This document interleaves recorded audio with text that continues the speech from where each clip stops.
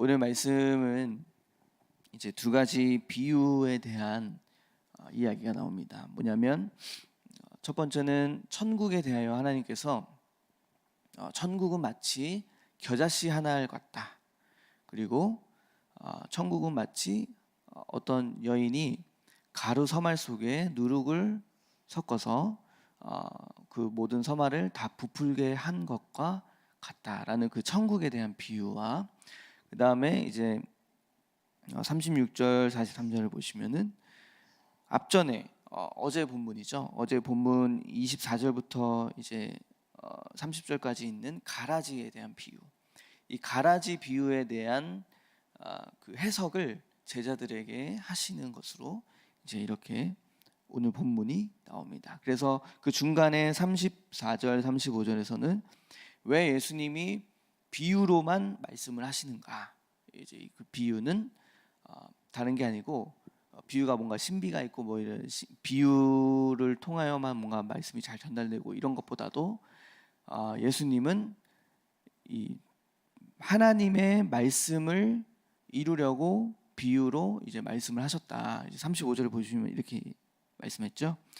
이는 선지자를 통하여 말씀하신 바 내가 입을 열어 비유로 말하고 창세부터 감추인 것들을 드러내리라. 예.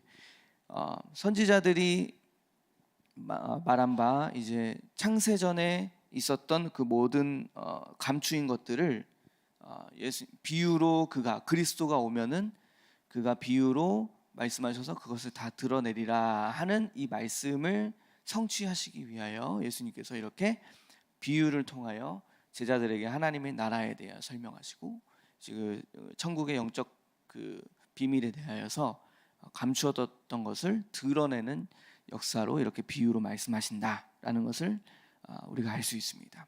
그러면 이제 우리는 이 비유에 대한 것들을 좀 한번 묵상을 해보고 그리고 이제 예수님께서 가라지 비유를 설명하신 내용에 대하여 우리가 좀 함께 봤으면 좋겠습니다. 먼저 31절 32절 이렇게 보시면 겨자씨 비유를 하십니다. 천국은 마치 사람이 자기 밭에 갖다 심은 겨자씨 한 알과 같다. 왜냐? 32절에 이는 겨자씨는 모든 씨보다 작은 것이로되 자란 후에는 풀보다 커서 나무가 되매 공중의 새들이 와서 그 가지에 기들이느니라. 이렇게 말씀하셨습니다. 겨자씨를 혹시 보신 적이 있으신가요? 네. 겨자씨는 저도 못 봐가지고 한번 찾아봤습니다. 인터넷에 찾아보니까 너무 작아요. 엄청 작아요. 이 뭐라고 해야 될까요? 그 종이 그냥 A4 용지 종이에다가 점 하나 탁 찍어놓은 것 같은 그런 느낌이에요. 그래서 딱 찍어놓은 거를 겨자씨다 이렇게 인터넷에 설명을 하더라고요. 겨자씨다 이게 겨자씨예요 하면서 엄청 조그만해요. 이 겨자씨가 여러분 눈에 잘 보이지 않겠죠? 밭에 심겨지면.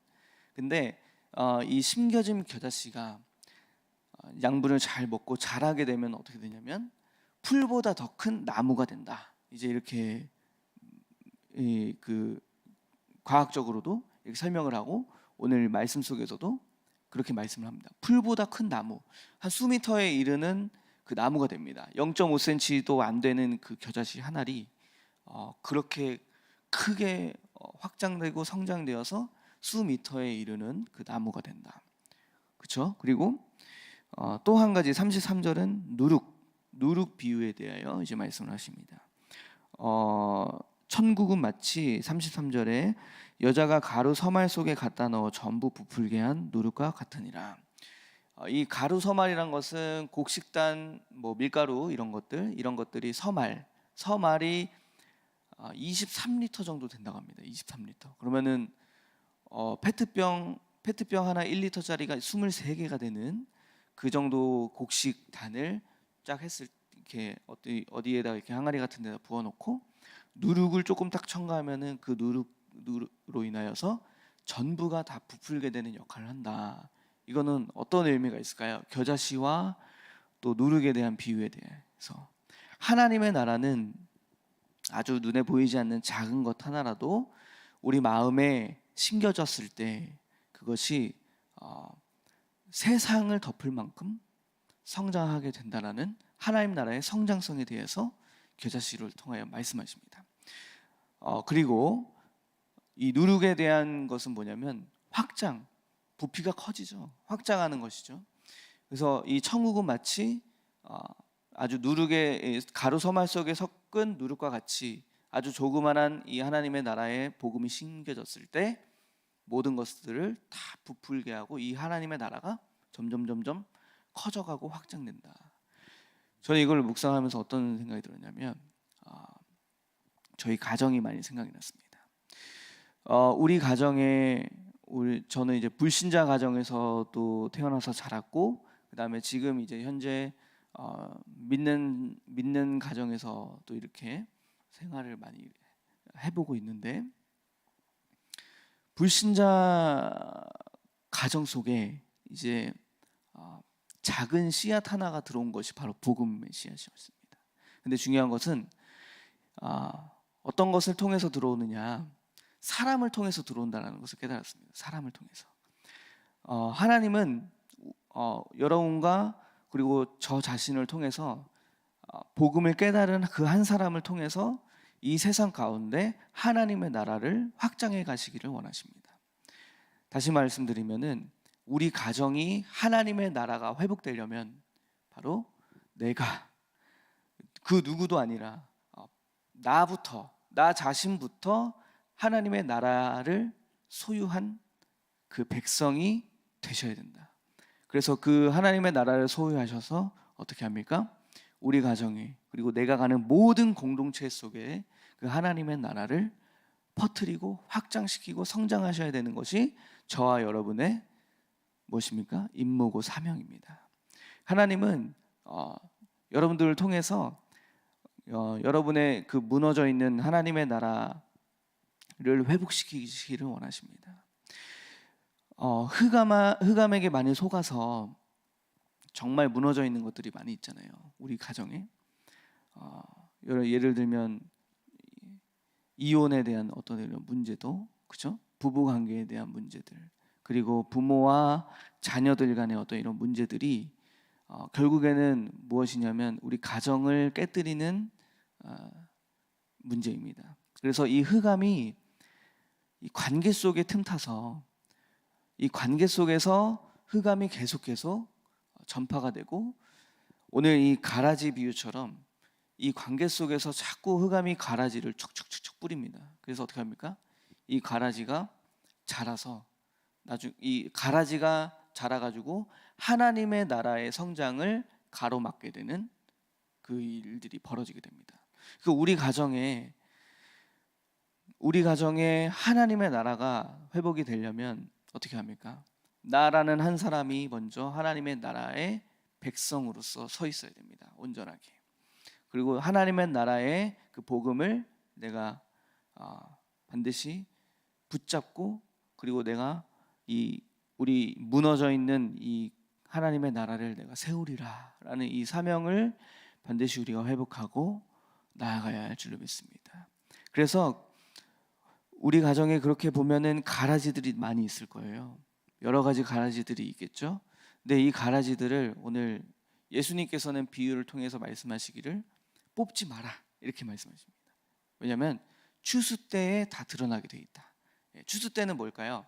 추수 때는 예수님이 재림하시는 그날. 예수님이 재림하시면 세상의 종말이거든요. 이 심판 때에 이 가라지들은 하나님의 천사들이 다 가라지를 뽑아다가 풀무불에 던져버린다. 이제 이렇게 말씀하셨습니다. 이 가라지를 뽑지 말아라. 이것에 대한 영적인 의미를 좀 여러분들이 한번 묵상을 해보셔야 되는데, 예수님이 비유로 말씀하시기를 뭐라고 했냐면, 가라지를 뽑다가, 왜 뽑지 말라고 했냐면 가라지를 뽑다가 곡식이 다칠까 염려가 된다. 이제 이렇게 말했습니다. 그렇죠? 곡식이 다칠까 염려. 왜냐하면 완전히 다 자라기 전까지는 이게 알곡인지 가라지인지 구분이 안 가기 때문에, 그렇죠? 구분이 안 가기 때문에 이걸 뽑을 수가 없는 거예요, 섣부르게. 그러니까 언제 뽑을 수 있는 거죠? 추수 때. 추수 때에 이 알곡과 가라지는 분명하게 갈리기 때문에 그때서야 하나님께서 이것을 뽑을 것이다. 이제 이렇게 말씀하십니다. 그리고 이것에 대한 영적인 의미는 무엇일까요? 저는 이제 이렇게 좀 묵상이 되더라고요. 가라지, 내 안에 가라지 많고 우리 가정에 가라지 많고, 그죠? 여러 가지 막 가라지들이 많이 있잖아요. 흑암이 뿌려놓은 이런 가라지들이. 근데 이거를 정말 정확하게 다 정확하게 뽑을 수 있을까? 이 생각이 좀 들더라고요. 완전히 100%다 완전하게 뽑을 수 있을까? 근데 흑암은 계속 뿌리거든요. 언제까지? 추수 때까지.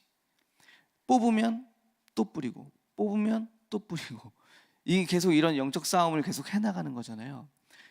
그러면 이거를 완전히 종결시킬 수 있는 것은 무엇일까? 이 싸움을 완전히 종결시킬 수 있는 것은 하나님과 나 사이 관계가 막힌 담이 무너지고 회복되는 것, 그리고 내가 하나님의 나라의 그 안에 들어가서 누리는 겁니다. 다시 말하면 가라지를 보지 마시고 우리 아버지를 바라보시라는 것입니다. 우리 아버지를 바라보시고 우리 아버지를 향해 나아갔을 때 가라지가 더 이상 내 눈에 보이지 않고 오직 그 아버지만이 보여서 아버지와 올바른 관계를 통해 내가 더 이상 그 가라지에게 영향을 받지 않게 되는 겁니다. 저는 이제 그게 묵상이 많이 되더라고요. 그래서 우리에게 있는 가라지가 여러 가지 있겠죠. 가라지는 오늘 이 원수가 심은 거라고 했습니다. 원수마귀. 오늘 37절에 보면 좋은 씨를 뿌리는 이는 인자다. 그죠? 그다음에 38절에 밭은 세상이다. 그리고 좋은 씨는 천국의 아들들이다. 여러분과 저희가 좋은 씨입니다. 네, 하나님 나라의 아들들, 네, 딸들, 자녀들이기 때문에. 근데 가라지는 뭐냐면 악한 자의 아들들이다. 마귀의 자녀가 가라지입니다. 그리고 마귀의 종로를 타게 되고 흑암의 권세가 바로 이 가라지라는 의미죠. 그래서 가라지를 뿌린 원수는 그러면 이 가라지를 뿌린 원수가 누구냐? 이것이 바로 흑암 마귀 사단이라는 것입니다. 그리고 추수 때는 세상 끝이다. 그렇죠? 아까 말씀드렸듯이 예수님이 재림하시는 그날이 추수 때. 이 추수 때에서야말로 곡식과 가라지가 분명하게 구별될 수 있는 날이다. 그리고 추수꾼은 누구입니까? 추수꾼은 천사들이다. 그래서 추수꾼인 추수 때에 가라지를 다 뽑아다가 풀무불에 던지겠다.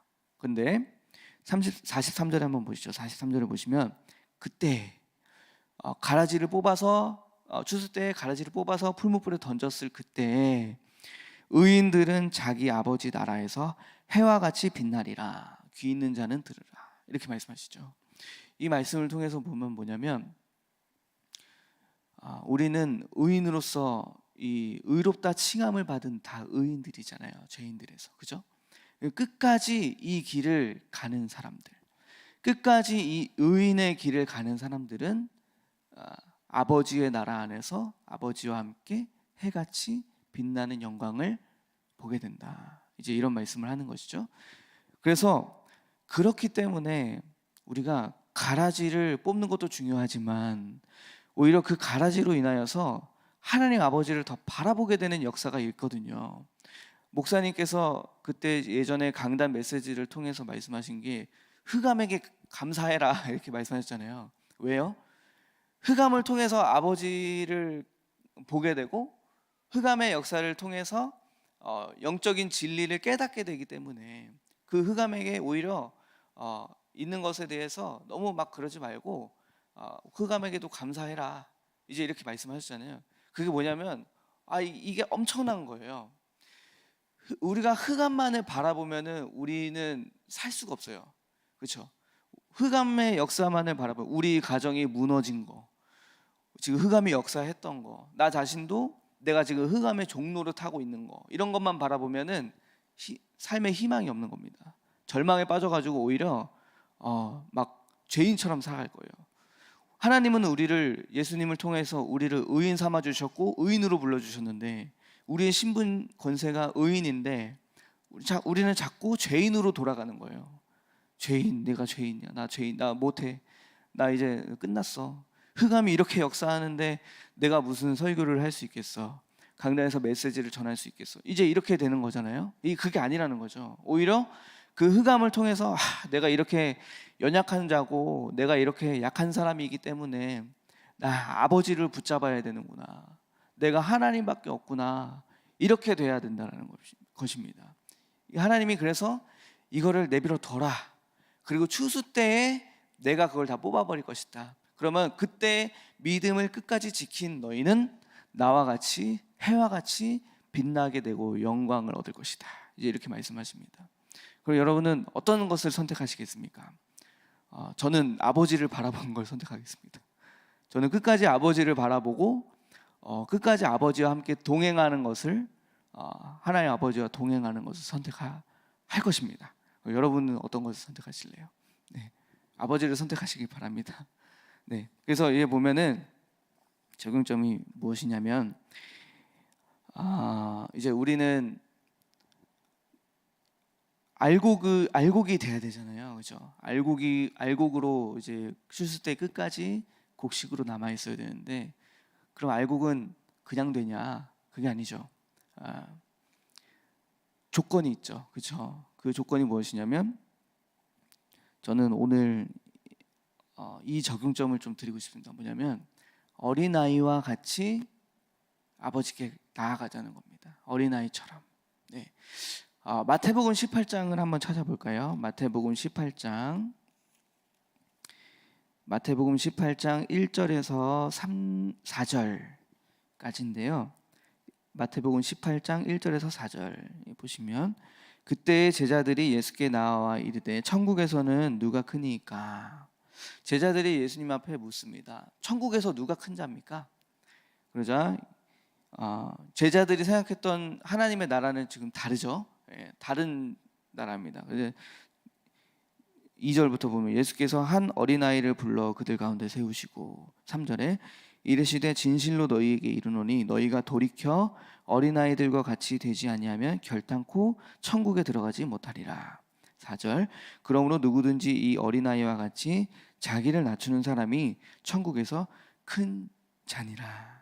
아멘. 이렇게 말씀하셨습니다. 이게 무슨 말이냐? 우리가요 천국에 들어가려면 아무나 들어가는 게 아니라 어린아이와 같은 마음을 가진 자가 천국에 들어간다라는 것입니다. 여러분, 어린아이 같다라는 것의 의미를 좀 이렇게만 생각하시면 안 됩니다. 그냥 어린아이 순수하다, 착하다, 또 뭐가 있을까요? 좀 순박하다, 이런 정도가 아니고요. 이런 정도 어린아이가 아닙니다. 여러분, 어린아이들 중에 순수한 아이들도 있지만 순수하지 않은 아이들도 꽤 있거든요.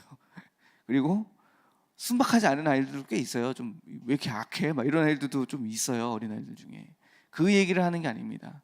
어린아이의 심령 중에 무엇을 이야기하냐면, 제가 묵상하다가 이게 좀 떠올랐어요. 뭐냐면 저희 딸이 있잖아요. 주하가 아침에 일어나면요 눈 뜨고 막 뒤척뒤척 하다가 가장 첫 번째로 하는 말이 있습니다. 그게 뭐냐면 아빠? 이래요. 일어나자마자 눈 떠서 막 응 하다가 아빠? 이래요. 아빠 막 계속 아빠를 찾아요. 그러다가 제가 가끔씩 이제 거실에 나와서 잘 때가 있거든요. 오해는 마세요. 각방 쓰는 거 아니고 제가 그 침대에서 주하 또 아내 저 이렇게 셋이 자는데 제가 밀려나요 자꾸 이렇게. 그래서 나중에는 제가 막 거의 그 침대 가생이에서 막 떨어질랑 말랑 하고 있어가지고 이러면 못 자잖아요 잘. 그러니까 이제 거실에 나와서 혼자 이불 깔고 자기도 하고 막 그러는데, 그러면은 주하가 일어나서 아침에 아빠 하다가 침대에 제가 없잖아요. 그러면은 지가 안방 문을 열고 나와요. 이제 안방 열고 나와서 아빠 이러다가 제 옆에 이렇게 이제 팔베개를 하고 이렇게 누워요 잠깐. 그래서 누워 있다가 이제 뭔가 만족이 됐나 봐요. 그 만족이 되면 다시 일어나서 지 할 거 해요. 그래서 그렇게 가더라고요. 어린아이와 같이 하는 거가 이런 거 아닌가? 이런 생각이 들더라고요. 아빠를 찾는 거, 아버지를 찾는 거죠. 우리 인생의 하루의 시작점에서 가장 먼저 아버지를 찾는. 우리 새벽 예배를 통해서 우리가 왜 나왔죠? 아버지를 만나고 아버지를 찾기 위해서 나왔잖아요. 누군가 이제 이 새벽 예배에 대해서 이런 말씀을 했다고 합니다. 뭐냐면 새벽 기도는 세상의 소리를 듣기 전에 하나님 아버지의 소리를 먼저 듣는 시간이다. 이제 이렇게. 그래서 저는 너무 그게 공감이 가더라고요. 그러면서 저도 많이 회개가 됐습니다. 새벽 예배를 승리해야 되는데 내가 지금 뭐 하는 건가? 새벽 예배를 통해서 세상의 소리를 먼저 듣기 전에 아버지의 소리를 먼저 듣는 내가 돼야 되는데, 예. 천국은 이와 같이 아버지를 찾는 자가 소유하는 것. 예. 그것이 그래서 가라지가 있지만 아버지를 바라봄에 따라서 우리가 알곡으로 점점 추수 때에 성장하게 되는 것이죠. 우리 안에 심겨진 그 예수 그리스도의 하나님 나라의 씨앗이 점점 성장하게 되는 겁니다. 아버지를 찾는 사람이 이 순전한 믿음으로 나아가는 것이 바로 이 어린아이와 같은 신앙을 갖는 것입니다. 그래서 이 어린아이와 같이 어린아이와 같다는 것의 또 의미는 무엇이냐면 아버지를 찾는 것이고, 두 번째는 뭐냐면 오늘 말씀하셨습니다. 자기를 낮추는 사람이 천국에서 큰 자다. 왜 아버지를 찾을까요? 왜 아빠가 필요할까요? 못하기 때문에. 나는 못합니다. 나는 약해요. 나는 할 수가 없어요. 라고 고백하는 것이 자기를 낮추는 거고 하나님을 찾는 것이잖아요. 그러니까 이 어린아이와 같다는 것은 아버지를 찾습니다. 왜요? 나는 낮은 자라는 것을 알기 때문에, 약한 자라는 것을 알기 때문에 아버지를 찾게 됩니다. 그러니까 예수님은 말씀하시는 겁니다. 누가 하나님 나라에서 큰 자입니까? 아버지를 찾아라. 왜? 우리는 다 약한 자이기 때문에. 이처럼 이렇게 아버지와 함께 끝까지 동행하는 자가 하나님의 나라에서 큰 자고 그 나라에 들어갈 수 있는 사람이다. 이렇게 말씀하십니다. 오늘 저와 여러분이 이렇게 어린아이와 같은 믿음이 회복될 수 있는 시간이 되기를 소망합니다. 많은 부분에서 우리는 장성했습니다. 저와 여러분이 다 어른이시고 또 여러분이 지금 몸담고 있는 뭐 사업적인 부분에서 또 혹은 여러 가지 부분에서 장성한 성인이고 어른입니다. 그런데 지금 하나님은 뭐라고 말씀하시는 것이냐면 그럼에도 그 시간 속에 어린아이와 같아라 말씀하시는 겁니다. 이건 뭐냐면 내가 사업을 합니다. 뭐 경영을 해 나가는데 어린아이와 같은 사람은 자기를 낮추고 내 지식과 내 경험을 의지하는 것이 아니라 아버지를 의지하는 겁니다. 아버지, 나 못합니다. 아버지께서 이거 해주셔야 가능합니다. 우리 가정에 많은 문제, 경제적인 어려움이 있습니까? 그러면 아버지께 의뢰하는 겁니다. 아버지, 지금 경제적인 어려움이 좀 많습니다. 근데 우리 아버지께서 이것을 다 회복시켜 줄 것을 믿습니다. 이렇게 아버지를 찾고 의지하는 겁니다.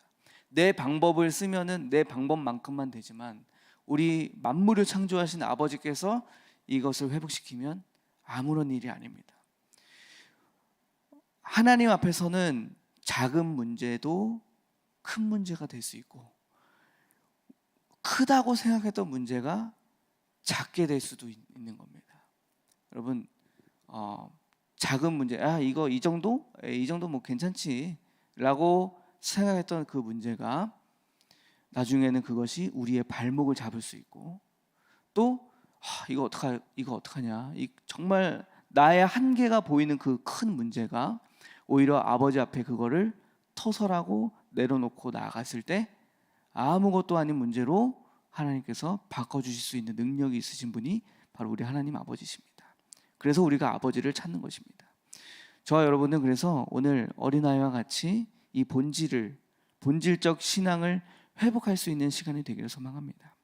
그래서 우리가 천국을 소유한 백성으로 이 씨앗이 점점 자라나서 우리 안에 있는 이 가라지들, 육적인 것, 또 정욕적인 것, 세상의 유혹, 이런 이 모든 것들, 그리고 흑암의 권세로 인하여 이 흑암이 뿌려놓았던 이 여러 가지 이 가라지들을 잊지만, 이것도 다 뽑아내야 하지만, 그러나 더 중요한 것은 어린아이와 같이 우리 아버지를 바라고 아버지만을 추구하고 바라보며 사랑하며 나아갈 수 있는 저와 여러분 되기 소망합니다.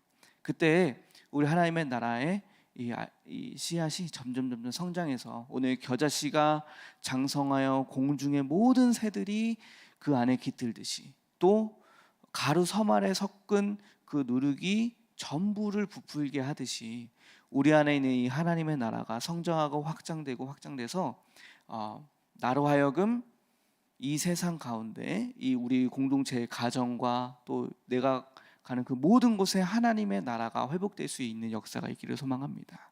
저와 여러분 한 사람 한 사람들이 하나님의 나라인 것을 믿고 우리가 어린아이와 같이 나를 낮추며 하나님을 의지하는 시간 되기를 소망합니다. 기도하겠습니다. 하나님 아버지, 감사드립니다. 오늘 우리 안에 있는 이 하나님 나라의 씨앗이 점차적으로 확장되고 성장하기를 소망합니다. 많은 이들이 말합니다. 한국교회가 침체가 되었다, 영적으로 무너졌다라고 이야기하지만 그렇지 않습니다. 우리 하나님의 나라는 지금도 성장하고 있고 오히려 더 본질적인 이 하나님의 나라의 사람들을 찾고 그 사람들로 하여금 성장하게 됨을 믿습니다. 이 본질적인 사람은 어린아이와 같이 주님을 의지하고 주님을 찾고 주님을 바라는 사람인 줄로 믿습니다. 자기를 낮추는 사람인 줄로 믿습니다.